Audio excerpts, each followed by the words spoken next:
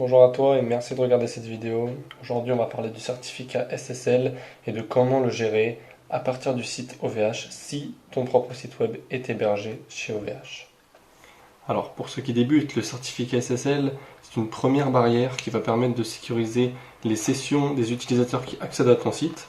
Ça va se manifester grâce au petit cadenas que tu trouveras à côté du lien de ton site.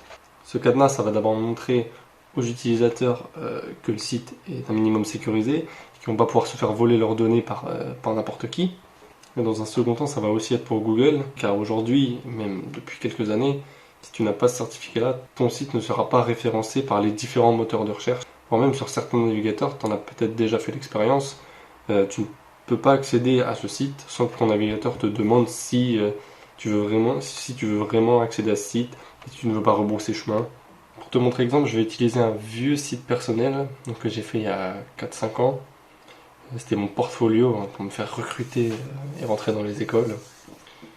Donc il n'a pas de sécurité. Donc je vais te montrer plusieurs cas que tu vas pouvoir retrouver en espérant qu'un des exemples que je vais te montrer soit ton cas.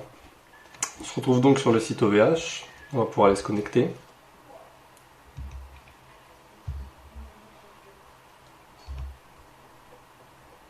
Tu vas pouvoir rentrer ton code de sécurité que tu vas recevoir par SMS normalement.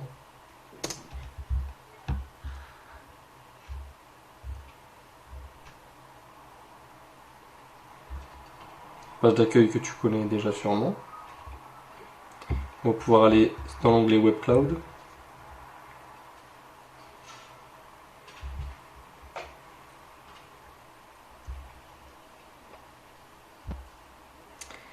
Maintenant, je t'invite à aller cliquer dans Hébergement et de cliquer sur le site que tu veux sécuriser. Donc moi, le premier problème que j'ai eu, qui doit arriver sûrement à beaucoup d'autres, c'est que mon certificat SSL était déjà censé être actif, alors que quand j'allais sur mon site, il n'était pas sécurisé. Donc si vous êtes dans ce cas, régénérez le certificat SSL, vous cliquez sur Valider. Alors après, il faut potentiellement que tu patientes quelques minutes. Donc tu rafraîchis la page jusqu'à ce que ça te mette que le certificat a bien été activé. Maintenant, si on retourne sur mon site, il a bien été activé. Mais j'ai déjà fait les tests avant, ça s'active pas toujours du premier coup. Généralement, il faut attendre un peu. Tu vois que ce n'est pas bon, je t'invite à attendre un peu. Maintenant, on va voir comment générer un certificat SSL de zéro. Donc d'abord, je vais supprimer celui-là. Donc tu appuies sur supprimer. Donc pareil, ça va peut-être prendre 1 ou 2 minutes. Donc rafraîchis la page. Une fois que c'est fait, on va pouvoir commander le certificat SSL. Je t'invite donc à cliquer sur les 3 points. Commander un certificat SSL. Le certificat est gratuit. Tu valides. Ça va prendre peut-être un peu de temps, donc comme pour la régénération. Je t'invite à attendre un peu. Pour bien vérifier, tu vas aller dans une fenêtre de navigation privée. Parce que si tu retournes sur le même lien que ton navigateur garde en mémoire ton site sans le certificat SSL, donc pour vérifier, essaye bien d'aller dans une fenêtre de navigation privée. Moi, tu vois, là, ça marche pas parce que je suis sur Firefox. Je suis allé sur la navigation privée de Firefox. Donc ça garde quand même les sites sur lesquels tu es en mémoire. Donc si ça fonctionne pas pour toi, c'est peut-être du coup parce que tu as pris un navigateur que tu utilises déjà d'habitude, ou ça peut être dans l'onglet multisite. Il faut que tu vérifies que ce soit bien activé au niveau de la colonne SSL. Donc pour ça, tu cliques sur les 3 points, tu fais modifier le domaine, et tu regardes si c'est bien coché comme moi.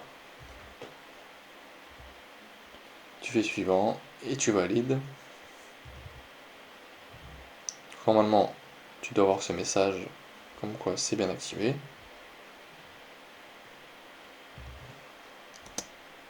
Ensuite, tu vas bien sur un navigateur où tu n'es jamais allé sur ton site pour vérifier. Donc là, je vais sur Chrome. Je tape l'adresse de mon site. Donc c'est bon, si je copie et que je recolle mon adresse, on voit qu'il y a le HTTPS qui apparaît avant les deux slash.